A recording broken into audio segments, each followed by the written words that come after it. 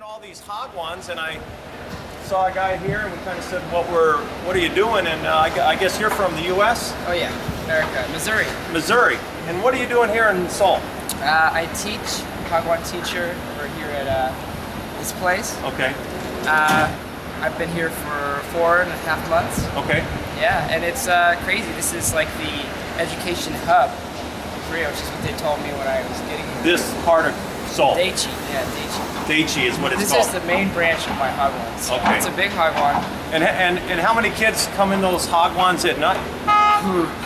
You know, I haven't thought about it, but countless. Countless amount I have of kids. So many kids that remembering their names is almost impossible. Really? Especially for, you know, I don't speak Korean and their names. Do they come in kind of tired from regular school, or?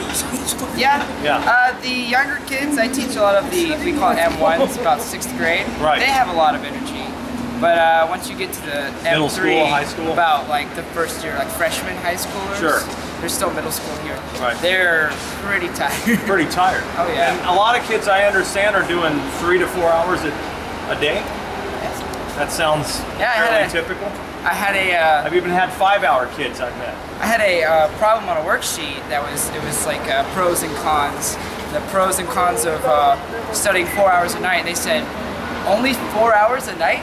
Really? At Hagwan or at academy or home? It's like wherever.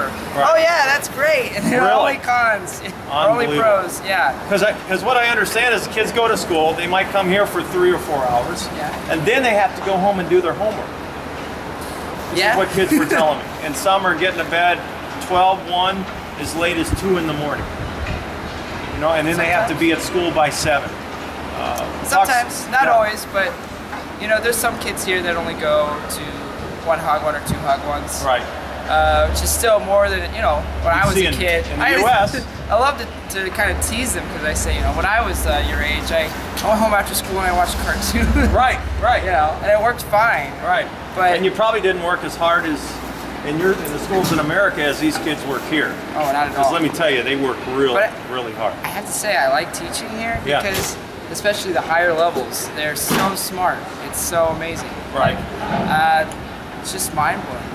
They're really brilliant. A little bit different than maybe where we come from, huh? Yeah. A lot, you know, cultural differences and... Sure.